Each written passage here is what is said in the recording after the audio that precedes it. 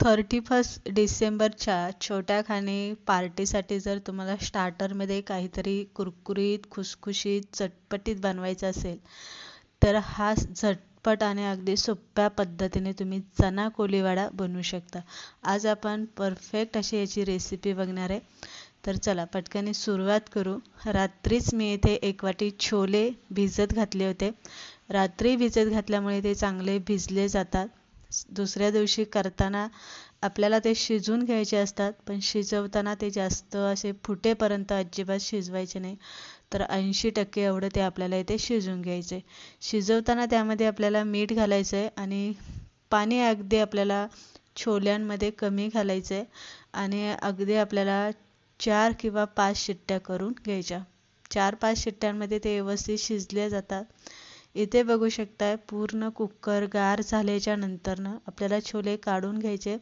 छान असे शिजले गेलेले. आता छोले बनवण्यासाठी आपल्याला कॉर्नफ्लॉवर अर्धी वाटी घेतलेली आहे, तांदळाचं पीठ अर्धी वाटी घेतलेले आहे आणि बेसन पीठ आपल्याला अर्धी वाटी लागणार आहे. जरी आपण अर्धी वाटी असं पिठाचं प्रमाण घेतलं असेल तरी आपल्याला जसं लागणार आहे तसंच आपण यामध्ये ते पीठ घालणार आहे.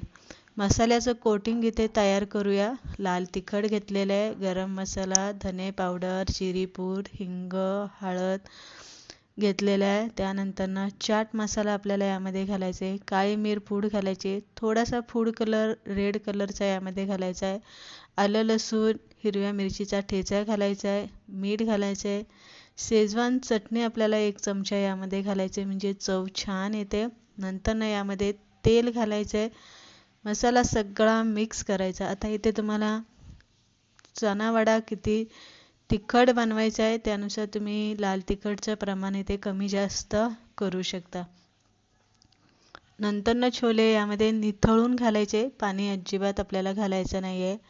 अर्धा लिंबू यावरती पिळून घ्यायचा आहे आणि सगळ्यात पहिलं छोले आपल्याला मसाल्यामध्ये व्यवस्थित कोट करून घ्यायचं आहे, म्हणजे कोटिंग करून घ्यायचं आहे. नंतरनं यामध्ये आपल्याला थोडं थोडं पीठ घालत आपल्याला हे मिक्स करून घ्यायचं आहे. कॉर्नफ्लॉवर घालून घेतलेलं आहे, बेसन पीठ घालून घेतलेलं आहे, तांदळाचं पीठ घालून घेतलेलं आहे.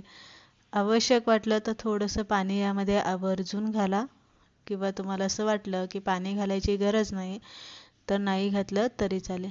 व्यवस्थित कोटिंग होईल असं पाणी तरी आपल्याला यामध्ये घालून घ्यायचं. तर या पद्धतीने आपल्याला मिक्स करून घ्यायचं पिठामध्ये छोले. त्यानंतरनं तेल इथे मी गरम करायला ठेवलं होतं. तेल चांगलं गरम होऊन द्यायचं आणि मग यामध्ये आपल्याला असं एक एक सुट्टा पडेल असं आपल्याला इथे चणे सोडून घ्यायचे. तेलामध्ये जेवढे बसतील तेवढेच घाला, जास्त घालू नका, नाही ते एकमेकांना ते चिटकले जातात आणि त्याचा शेप असा वेगळा येत नाही किंवा सुट्टे चणे होत नाही. त्यानंतरनं गॅस आपल्याला इथे मिडियम करायचा आहे आणि मिडियम गॅसवरती एकदम हलकासा सोनेरी कलर येईपर्यंत कुरकुरीत आपल्याला हा कोली चना वडा तळून घ्यायचा आहे. तळायला थोडासा इथे वेळ जास्त लागतोय, त्यामुळे जास्त पटकन अशी घाई करू नका.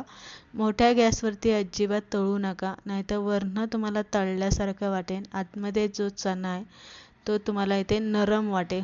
नंतरनं जेव्हा तो तळत तळत येतो तेव्हा सगळ्यात शेवटी त्यामध्ये आपल्याला लसूण पाकळ्या आणि हिरव्या मिरच्या घालून घ्यायच्या आहे तोंडी लावण्यासाठी. नंतरनं आपल्याला ते सुद्धा चांगलं तळून घ्यायचं. तेलातनं चना कोलीवाडा बाहेर काढून घेताना गॅस मोठा करायचा आहे आणि मोठ्या गॅसवरती 1 किंवा 2 मिनटं चांगले तळून घ्यायचे, म्हणजे ते तेलकट अजिबात होत नाही. तर इथे तुम्ही बघू शकता छान असं पिठाचं कोटिंग झालेलं आहे, तळलं गेलेलं आहे, खुसखुशीत झालेलं आहे, कुरकुरीत झालेलं आहे आणि विशेष म्हणजे अजिबात एकमेकांना जास्त चिटकलेले नाही. तर अशा पद्धतीने 31च्या पार्टीसाठी जर तुम्हाला काही बनवायचं असेल स्टार्टरमध्ये तर हा उत्तम पर्याय आणि सगळ्यांना आवडणारी ही रेसिपी आवडली लाईक शेअर नक्की करा.